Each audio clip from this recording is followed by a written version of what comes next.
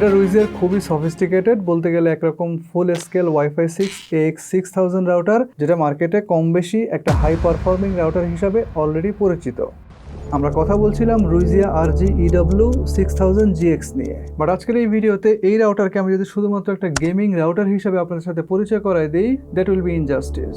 এই রাউটারে আছে 6000 Mbps এর বিশাল ব্যান্ডউইথ, 5টা ইথারনেট পোর্ট, যার মধ্যে বেশ কয়েকটা পোর্ট আবার ডুয়েল মোড সাপোর্টেড, যাদেরকে আবার ডুয়েল ল্যান এবং ডুয়েল ওয়ান এগ্রিগেশনে ব্যবহার করা যাবে। এদের মধ্যে আবার একটা হচ্ছে 2.5 Gbps এর মাল্টি গিগ পোর্ট। বোঝেন অবস্থা। আবার হার্ডওয়্যারের কথা যদি বলি তাহলে 2 GHz ক্লক স্পিডের কোয়াড করে CPU with 512 MB of RAM আছে, ক্লাউড বেসড ম্যানেজমেন্ট সিস্টেম এবং মেশ নেটওয়ার্ক গঠন করার সুবিধা। সর্বোপরি চেহারা সুরত তো দেখতেই পাচ্ছেন।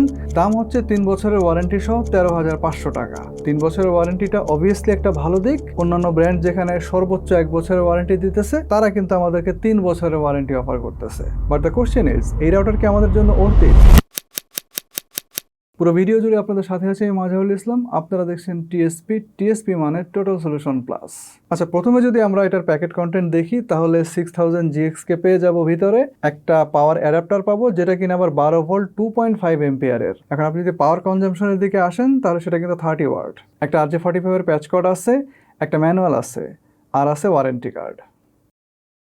নাও এবার যদি আমরা এই রাউটারের ফিজিক্যাল অ্যাসপেক্টসের দিকে আসি তাহলে প্রথমেই যে জিনিসটা আমাদের চোখে পড়বে সেটা হচ্ছে এর এন্টিনা। 4 কোণা বর্গ আকৃতির বডির 4টা কোণায় 2টা করে মোট 8টা এন্টিনা আছে। এটা দেখতে চ্যাপ্টা এবং এদেরকে আপনি এভাবে শুয়ে রাখতে পারবেন অথবা এভাবে খাড়া করে রাখতে হবে। বডির উপরের দিকটা খানিকটা উঁচু করা এবং এখানে ইনগ্রুপ করে একটা ক্রস ডিজাইনের মতো করা আছে, যার ভেতরে আছে লাইট ইন্ডিকেটর, যেটা আবার কালার চেঞ্জ করে আমাদেরকে বিভিন্ন ধরনের ইন্ডিকেশন দেয়। ব্র্যান্ডিংটা এখানেই করা আছে। আর বডির উপরের দিকের এই কর্নারগুলো ঘুরিয়ে আছে ব্রিদিং ভেন্টের ব্যবস্থা, যা আরো ব্যাপক আকারে রাউটারের একদম তলায় দেওয়া আছে। আবার এখানে ওয়াল মাউন্টের ফ্যাসিলিটিও আছে।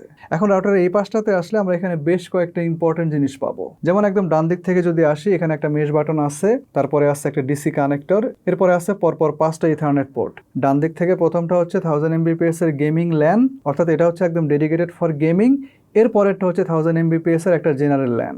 এখন এই গেমিং ল্যান পোর্ট এবং জেনারেল ল্যান পোর্ট এই দুইটা আবার একত্রে এগ্রিগেশন করে চালানো সম্ভব। ফলে গেমিং ছাড়াও পাশাপাশি দুইটা ল্যান একত্রে ব্যবহার করার মাধ্যমে এই রাউটারে কিন্তু আরো বেশ কিছু ইউটিলিটি আমরা দেখতে পাবো। লাইক থিওরিটিক্যালি 2 Gbps পর্যন্ত কম্বাইন্ড থ্রুপুট পাওয়া সম্ভব হবে। এর ফলে একই সাথে বেশি ট্রাফিক হ্যান্ডেল করা, বা সোজা কথা যদি বলেন, ডাটা ধারণ ক্ষমতা বাড়বে। আপনার ন্যাস সার্ভারের মধ্যে যদি সিমিলার এগ্রিগেশনের ব্যবস্থা থাকে তাহলে এই রাউটার থেকে একাধিক ইউজারের ক্ষেত্রে একই সাথে হাই স্পিড ডাটা অ্যাক্সেস করা সম্ভব হবে। লাইক আপনি যদি এডিট করেন বা ধরেন যে গ্রুপে কাজ করেন, তাহলে এই ধরনের এগ্রিগেশন কিন্তু সেই ক্ষেত্রে খুবই ইফেক্টিভ। এছাড়া 4K 8K ভিডিও ট্রান্সফার এবং মাল্টিপল গেমাররা একসাথে হেভি ডাটা ইউজ করতে পারবে, অর্থাৎ গেমিং এবং হাই কোয়ালিটি স্ট্রিমিং দুইটাই আপনি একত্রে করতে পারবেন। LACP সাপোর্ট আছে। এরকম ম্যানেজড সুইচে রাউটার টু সুইচ দুইটা কেবল ব্যবহার করে এগ্রিগেটেড আপলিঙ্ক করা যাবে। যাই হোক, এরপরে আরেকটা সাধারণ গিগাবিট ল্যান পোর্ট, দেন আছে একটা ডুয়েল মোডের গিগাবিট ল্যান 1 পোর্ট, এবং একদম শেষেরটা হচ্ছে 2 Gbps এর 1 ল্যান পোর্ট। এই দুটো পোর্টের মধ্যে আবার 1 এগ্রিগেশন ব্যবহার করা যাবে। ফলে মাল্টিপল ISP থেকে মাল্টিপল 1 কানেকশন একত্রে ব্যবহার করা যায়। অ্যান্ড এই ক্ষেত্রে সবচেয়ে বড় সুফল হচ্ছে নেটওয়ার্ক লোড ব্যালেন্সিং। যদিও বেশিরভাগ সিঙ্গেল ডাউনলোড বা সেশন একটা 1 পোর্টই ব্যবহার করে, তারপরে যেহেতু টোটাল থ্রুপুট বৃদ্ধি পাচ্ছে, সেক্ষেত্রে স্ট্রিমিং এবং ন্যাস ইত্যাদি ক্ষেত্রে বটলনেক অনেকাংশেই হ্রাস পায়। এছাড়াও আমরা জানি যে বেশ কিছু ডাউনলোডিং অ্যাপ বা ক্লায়েন্ট আছে যারা মাল্টি থ্রেড ব্যবহার করে, লাইক ধরেন যে বিভিন্ন ক্লায়েন্ট আছে। এছাড়াও কিছু ক্লাউড সার্ভিস আছে যারা মাল্টি সোর্স ডাউনলোডিং সাপোর্ট করে। এই ধরনের ক্ষেত্রে 1 এগ্রিগেশনটা কিন্তু খুবই কাজের। আর এই রাউটারের ল্যান এগ্রিগেশন এবং 1 এগ্রিগেশন যেহেতু এক্সট্রিমলি কাস্টমাইজেবল, সো এটা কিন্তু আপনি আপনার নিজের মতো নিজের প্রয়োজন মতো ব্যবহার করতে পারবেন। অ্যান্ড এই বিষয়গুলোর প্রত্যেকটা ফিচার আমরা আলাদা আলাদাভাবে এই রাউটারের ফার্মওয়্যার সেটিংসের মধ্যে পেয়ে যাব। এবার আসেন আমরা এই রাউটারের একটু ওয়াইফাইয়ের দিকে চোখ ফেরাই। এটা ওয়াইফাই 6 এর AX6000 স্ট্যান্ডার্ডের একটা ডুয়েল ব্যান্ড রাউটার। সো এই রাউটারের একটা চরিত্রগত প্রাথমিক পরিচয় আছে, তা হচ্ছে এটা একটা ডুয়েল ব্যান্ডের রাউটার।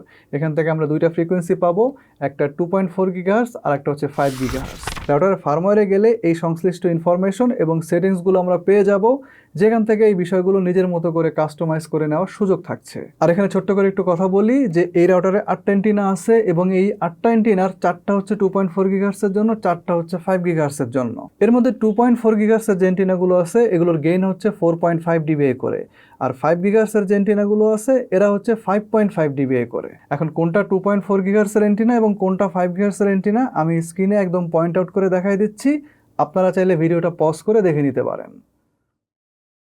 এনিওয়ে, বোঝাই যাচ্ছে যে যেহেতু 5 গিগাহার্টজের ফ্রিকোয়েন্সিটা একটু দুর্বল থাকে, অর্থাৎ ওয়াল খুব বেশি একটা পেনিট্রেট করতে পারে না, রেঞ্জটা খুব বেশি পাওয়া যায় না, সুতরাং এই জিনিসটাকে কম্পেনসেট করার জন্য তারা কিন্তু এন্টিনার গেইনটাকে একটু বাড়ায় রাখছে। তো এন্টিনা গেইনের সাথে ওয়াইফাই রেঞ্জের একটা সম্পর্ক আছে, যে ব্যাপারে একটু পরে আমি আসতেছি। তার আগে বলি যে এই যে আপনার ফ্রিকোয়েন্সিগুলো আছে, এখানে প্রত্যেকটার ফ্রিকোয়েন্সির জন্য কিন্তু আলাদা আলাদা ব্যান্ডউইথ নির্ধারণ করা আছে, যার পরিমাণ হচ্ছে আপনার 2.4 গিগাহার্টজের যে ফ্রিকোয়েন্সি সেখানে আছে 1147 এমবিপিএস, আর 5 গিগাহার্টজের জন্য আছে 4804 এমবিপিএস।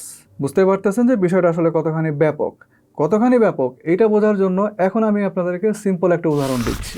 যেমন আমরা যেসব লোয়ার স্ট্যান্ডার্ডের ওয়াইফাই 6 রাউটারগুলো মার্কেট থেকে কিনি, ধরেন যে 3 থেকে 3500 বা 4000 টাকার মধ্যে, বা ধরেন যদি আমি অন্যভাবে বলি, ওয়াইফাই 6-এর যেসব একদম ইনিশিয়াল স্টেজের রাউটারগুলো আছে AX1500 বা AX1800, এগুলোর 5 গিগাহার্টজের যে ব্যান্ডউইথ সেটা কিন্তু 1200 এমবিপিএস থাকে, হয়রাজ এই রাউটারের 2.4 গিগাহার্টজে আছে প্রায় 1200 এমবিপিএস এর কাছাকাছি।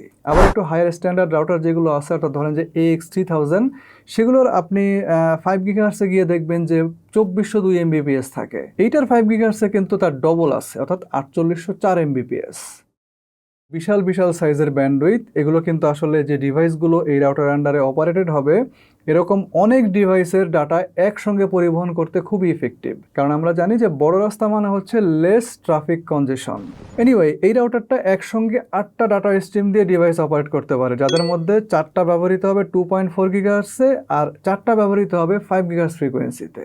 অর্থাৎ 2টা ফ্রিকোয়েন্সি মিলিয়ে আপনি 4টা করে মোট 8টা ডিভাইস একত্রে হ্যান্ডেল করতে পারবেন, যেটা দ্বারা বেসিক্যালি বোঝাচ্ছে এই রাউটারের মিমো ক্যাপাসিটি, অর্থাৎ মাল্টিপল ইউজার মিমোর ক্যাপাসিটি। শুধু তাই না, এখানে আরেকটা বিষয় আছে। এই যে বড় রাস্তা, এইটাকে মেনটেন করার জন্য এখানে আছে 160 মেগাহার্টজের একটা চ্যানেল উইথ, যেটা কিনা ওয়াইফাই 6-এর একটা অন্যতম ফিচার। আমরা যদি এই রাউটারের ফার্মওয়্যারের ওয়াইফাই মেনুর রেডিও ফ্রিকোয়েন্সির সেটিংসে আসি, এখান থেকে কিন্তু এই বিষয়টা কনফিগার করে নেওয়া যাবে। এখন কিছু মোবাইল বা কিছু ডিভাইস মার্কেটে অবশ্যই আছে যেগুলো কিনা অনেক হায়ার স্ট্যান্ডার্ডের হওয়া সত্ত্বেও 160 মেগাহার্টজের চ্যানেল উইথকে সাপোর্ট করে না, প্রপারলি সাপোর্ট করে না। অর্থাৎ 160 মেগাহার্টজ চ্যানেল উইথের সাথে সম্পর্কিত চ্যানেল নাম্বারকে এরা সাপোর্ট করে না। এই ধরনের ডিভাইসে কিন্তু আপনি 160 মেগাহার্টজের চ্যানেল উইথটা ব্যবহার করতে পারবেন না, আর যদি কখনো পারেনও, আপনি দেখবেন যে ফুল ব্যান্ডউইথটা আসবে না। সো আপনি যখন এই রাউটার অথবা এই ধরনের রাউটারের দিকে অ্যাপ্রোচ করবেন, তখন অবশ্যই নিজের অবস্থা, নিজের কন্ডিশন, এগুলো প্রথমে আগে বিবেচনা করে নেবেন। কম্পিটেবল ডিভাইস থাকলে এই রাউটার আপনার জন্য সবচেয়ে ইফেক্টিভ, তবে না থাকলে সমস্যা নাই। চ্যানেল নাম্বার এবং চ্যানেল উইথকে ফার্মওয়্যারের ভিতর থেকে 80 মেগাহার্টজ করে দিতে হবে, তাইলেই দেখবেন যে আবার সব মোবাইলে পাইতেছে। ওয়াইফাই 6-এর এই 160 মেগাহার্টজ চ্যানেল উইথের যে ফিচারটা, এটার পাশাপাশি আরও বেশ কিছু ফিচার এখানে দেওয়া আছে। যেমন ধরেন যে এই রাউটারের যে 8টা স্ট্রিম, এই 8টা স্ট্রিমের মাধ্যমে যদি এটা ওয়াইফাই 6-এর রাউটার না হইতো, তাইলে 8টা স্ট্রিমের মাধ্যমে 8টা ডিভাইসকে সে হ্যান্ডেল করতে পারতো একসাথে। ওয়াইফাই 6-এর ওএফডিএম এর মধ্যে আছে, যার ফলে ওই এক একটা স্ট্রিমকে সে অনেকগুলো খণ্ডে ভাগ করবে এবং এক একটা খণ্ড এক একটা ডিভাইসের পিছনে কাজে লাগাই দেবে। সো আপনি বুঝতে পারতেছেন যে 8টা স্ট্রিম দিয়ে এখন আর শুধুমাত্র 8টা ডিভাইস না, চাইলে অসংখ্য ডিভাইস কিন্তু অপারেট করা সম্ভব। আবার প্রত্যেকটা ট্রান্সমিশনে যেন সাফিসিয়েন্ট ডাটা ট্রান্সফার হয়, তার জন্য এর মধ্যে আছে 1024 কোয়াম। নেটওয়ার্ক কনজেশন এড়ানোর জন্য আছে বিএসএস কালার, এবং যে মোবাইল ফোনগুলো আপনি চালাবেন সেগুলোর ব্যাটারি কনজাম্পশন এড়ানোর জন্য আছে টিডব্লিউটি, অর্থাৎ টার্গেট ওয়েক টাইম। এখন এই ফিচারগুলো কোনটা কেমনে কাজ করে এটা নিয়ে বিস্তারিত আমার চ্যানেলে ভিডিও দেওয়া আছে, আমি ডেসক্রিপশনে কিছু লিঙ্ক দিয়ে রাখবো, আপনারা অবসর সময় একটু দেখে নিন। যাই হোক, রুইজিয়া ক্লেম করতেছে তাদের ল্যাব টেস্ট অনুসারে এই রাউটার আপ টু 384টা ডিভাইস বা 384টা ক্লায়েন্টকে একত্রে নিজের সাথে কানেক্টেড এবং অপারেশনাল রাখতে পারে। তার জন্য অবশ্য আপনার আইএসপির কাছ থেকে আপনাকে অবশ্যই সাফিসিয়েন্ট ব্যান্ডউইথ নিয়ে রাখতে হবে। বাট বাদ দেন আপনি 384টা, আপনি যদি সাফিসিয়েন্ট ব্যান্ডউইথ নিয়ে 100 ডিভাইসও আপনি এর মাধ্যমে চালাইতে পারেন, I think that will be more than enough. এখন এই রাউটারের যে ওয়াইফাই রেঞ্জ, সেটা আমরা 2.4 গিগাহার্টজের ক্ষেত্রে পাইছি হচ্ছে আপনার প্রায় 2500 স্কোয়ার ফিটের মতো। অ্যান্ড এটা কিন্তু ফুল অপারেশনাল এরিয়া, অর্থাৎ অপারেশনাল এরিয়া বলতে যেটা বোঝাচ্ছি সেটা হচ্ছে আপনি ওই স্থানে গিয়ে যে কোনো কিছু করতে পারবেন। এটা যে শুধু কাভারেজ পাওয়ার জন্য পাওয়া তা না, বরঞ্চ এটা হচ্ছে ফুল ওয়ার্কেবল এরিয়া। এমনিতে আরও 200 বা 100 স্কোয়ার ফিট দূরে গিয়েও চালানো যায়, বাট আপনি যদি ফুল স্কেলে সব কিছু চালাইতে চান তাহলে আপনাকে 2500 স্কোয়ার ফিটের মধ্যেই চালাইতে হবে। এবং এটাই 2.4 গিগাহার্টজের জন্য এই রাউটারের ক্ষেত্রে আমার পারফেক্ট রেঞ্জ বলে মনে হয়েছে। এবং এই পারফেক্ট রেঞ্জের মধ্যে আপনারা ধরেন যে এখন তো 2.4 গিগাহার্টজ দিয়ে ওইভাবে আসলে কেউ চালায় না, স্পেশালি 13,500 টাকা দাম দিয়া এই রাউটার কেনার পরে কেউ 2.4 গিগাহার্টজ অপারেট করবে, এটা চিন্তার বাইরে। সো এখন 2.4 গিগাহার্টজের যে বিষয়টা, এটা হচ্ছে শুধুমাত্র এখন দেখা যাচ্ছে যে আইওটি ডিভাইসের মধ্যে সীমাবদ্ধ হয়ে গেছে। অর্থাৎ ধরেন যে সিসিটিভি ক্যামেরা বা আইপি ক্যামেরা, স্মার্ট ডোরবেল বা ধরেন যে প্রেশার কুকার, হাবিজাবি অনেক কিছু থাকে না ঘরের ভিতরে, এই জিনিসগুলো দেখা যাচ্ছে যে 2.4 গিগাহার্টজ দিয়ে অপারেট হয়। আর যদি বাসার ভিতরে সেই পুরনো মানদাতা আমলের 2.4 গিগাহার্টজের সিঙ্গেল ব্যান্ডের মোবাইল ফোন থাকে তাইলে আপনি চালাইতে পারেন। বাট এটার যে ইফেক্টিভ ফ্রিকোয়েন্সি সেটা হচ্ছে 5 গিগাহার্টজ। অ্যান্ড এটার 5 গিগাহার্টজটা বেশ খানিকটা ব্যতিক্রমী ছিল। যেমন ধরেন যে আমরা 3500 স্কোয়ার ফিট দূরে গিয়ে এটার যে রেঞ্জ একদম প্র্যাকটিক্যালি থ্রুপুট মেপে বোঝার চেষ্টা করছিলাম। রেঞ্জ হিসাবে খুবই ভালো থ্রুপুট পাওয়া গেছে, প্রায় 100 Mbps প্লাস। তখন আবার আপনি দেখেন যে ডিবিএম অর্থাৎ সিগন্যাল স্ট্রেংথের পরিমাণ ছিল -70। অ্যান্ড এরকম সিগন্যালে সাফিসিয়েন্ট ব্যান্ডউইথ ধরে রাখতে পারাটা কিন্তু খুবই বিরল। আমাদের এক্সপিরিয়েন্স যদি আপনি জানতে চান তাহলে আমি বলবো যে এই রেঞ্জ থেকে আমাদের এক্সপিরিয়েন্স ছিল এক কথায় অস্থির। স্পিড টেস্টে ভালো পারফর্ম করছে, মেলটেল সহ বিভিন্ন ধরনের অ্যাপ্লিকেশন স্মুথলি রান করা গেছে, ফেসবুকিং সহ অন্যান্য সোশ্যাল মিডিয়া, ইভেন ইউটিউবে ভিডিও প্লে খুবই স্মুথলি হচ্ছিল। স্পেশালি ক্লিক অন স্টার্ট দেখেন ইউটিউবে একেবারেই অন টাইম। অ্যান্ড এই ডিভাইসটা হচ্ছে মেশ সাপোর্টেড, যেটার কথা আমি ভিডিওর একদম শুরুর দিকে বলছিলাম। এই ব্র্যান্ডের অন্যান্য আরও যেসব মেশ রাউটার আছে এদের প্রত্যেকটা এই রাউটারের সাথে অ্যাড করে একটা মেশ নেটওয়ার্ক গঠন করা যাবে, ফলে রেঞ্জকে আরও বাড়ানো সম্ভব, সেই সাথে ডিভাইস ক্যাপাসিটিও।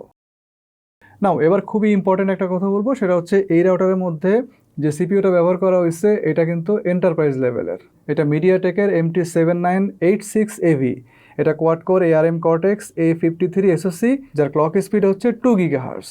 এই সিপিইউটার ইতিহাস হচ্ছে খুবই ভালো ডাটা ম্যানেজমেন্টের সাথে সাথে ডিফারেন্ট টাইপ অফ মাল্টি ক্লায়েন্টের লোড হ্যান্ডেল করতে পারে। OpenWRT সহ থার্ড পার্টি অনেকগুলো অপারেটিং সিস্টেম সাপোর্ট করে এই চিপসেটটা। মেশ নেটওয়ার্কে স্টেবল পারফরমেন্স দেয় এবং নেট হার্ডওয়্যার এক্সিলারেশন সহ আরও বেশ কিছু জায়গায় সিরিয়াস লেভেলের পারফরমেন্স করতে সক্ষম এই সিপিইউটা। যাই হোক, এখানে আরও কয়েকটা চিপসেট দেখা যাচ্ছে। এগুলোর মধ্যে MT7975PN এবং MT7975N, এই দুইটা হচ্ছে ফ্রিকোয়েন্সি চিপসেট হিসেবে কাজ করবে। আর MT7531AE এইটা কাজ করবে হচ্ছে ইথারনেট কন্ট্রোলার হিসাবে। সো বেসিক্যালি 4টা মিডিয়াটেকের চিপসেটের একটা সেটকে এই রাউটারের মধ্যে ব্যবহার করা হয়েছে এবং এই 4টা চিপসেটের কম্বিনেশন ওয়ার্ল্ড ওয়াইড Wi-Fi 6 প্ল্যাটফর্মের জন্য একটা হাই পারফর্মিং এবং কনকারেন্ট ট্রাফিক ম্যানেজমেন্টের জন্য খুবই ওয়েল নন। সার্কিটের বিল্ড কোয়ালিটির কথা যদি বলি, ওয়েল বিল্ড, 13,500 টাকার গেমিং রাউটার ভাই, সেই হিসাবে সার্কিটটা এরকমই হওয়ার কথা এবং এটা স্যাটিসফাইং।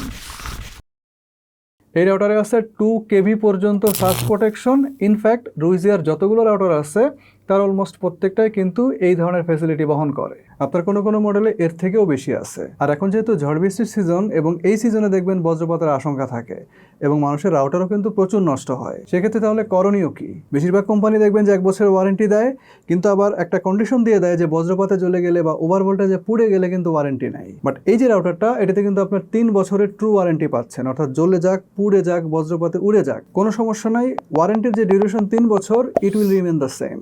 আমি মনে করি এটা রাউটারের স্থায়িত্ব বাড়াই দেওয়ার ক্ষেত্রে ডেফিনেটলি একটা গুরুত্বপূর্ণ ভূমিকা পালন করতে পারবে। এই রাউটারকে গেমিং রাউটার হিসেবে প্রতিষ্ঠিত করার জন্য এর মধ্যে আরও কিছু স্পেশাল ফিচার দেওয়া আছে। লাইক গেমিংয়ের জন্য 5 GHz ফ্রিকোয়েন্সির আলাদা একটা SSID-কে এখানে ব্যবহার করা হয়েছে। আর ইন জেনারেল অন্যান্য ডিভাইস অপারেট করার জন্য আলাদা একটা 5 GHz এর SSID থাকবে। এটা কিন্তু 5 GHz এর আলাদা কোনো ফ্রিকোয়েন্সি না, সো আপনারা এটাকে কিন্তু ট্রাই ব্যান্ড মনে করেন না। 5 GHz ফ্রিকোয়েন্সির মধ্যেই জাস্ট আলাদা একটা লেন করে দেওয়া হয়েছে যাতে গেমিংয়ের ডাটাগুলো ফ্রিলি ওই লেন দিয়ে আসা যাওয়া করতে পারে। আর অপর যে 5 GHz এর SSID-টা আছে ওইটার জন্য আবার আলাদা লেন ব্যবহার করা হয়েছে, যেন অন্যান্য যারা ইউজার আছে যারা খুব বেশি ডাউনলোডিং করে বা ধরেন যে অন্যান্য বিভিন্ন ধরনের কাজ করতে পারে, তাদের ডাটাগুলো যেন বেসিক্যালি গেমিং ডাটার সাথে কলিশন না করে। তাহলে প্যাকেট লস থাকবে সর্বনিম্ন পর্যায়ে এবং ল্যাটেন্সিও কিন্তু সেক্ষেত্রে কমিয়ে আনা সম্ভব হবে। আপনারা অলরেডি জানেন যে ল্যাটেন্সি হচ্ছে গেমিংয়ের সবচেয়ে বড় শত্রু। সো কোনোভাবেই যেন আপনাকে এই জিনিস ফেস না করতে হয়, তার জন্যই মূলত আসলে এই ফ্রিকোয়েন্সিতে আলাদা SSID-র ব্যবস্থা করা হয়েছে। আমরা রাউটার রেঞ্জ এবং পারফরমেন্সকে চেক করার সময় এই গেমিং SSID-কেও টেস্টিং পারপাজে ব্যবহার করছি। According to our point of view, ওয়াইফাইতে গেমিং এক্সপিরিয়েন্স নিয়ে তেমন কোনো সমস্যা হবে না, আমাদেরও হয় নাই।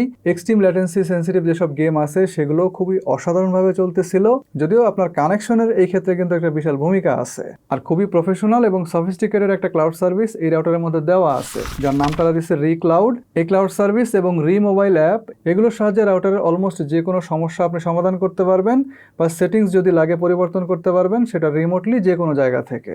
সো গেমিংয়ের জন্য তো অবশ্যই, এমনকি আপনি যদি এন্টারপ্রাইজ লেভেলে এটাকে ব্যবহার করতে চান, আমি চোখ বন্ধ করে এটাকে রিকমেন্ড করতেছি। আমরা চালা যতটুকু বুঝলাম, আপনি একজন ইউজার হিসেবে ব্যক্তিগত পর্যায়ে তো বটেই, এমনকি খুবই ডেন্সলি পপুলেটেড জায়গাতেও আপনি চাইলে এটাকে ইউজ করতে পারবেন। এইসব জায়গায় খুবই রাফলি এটাকে ব্যবহার করা যায়।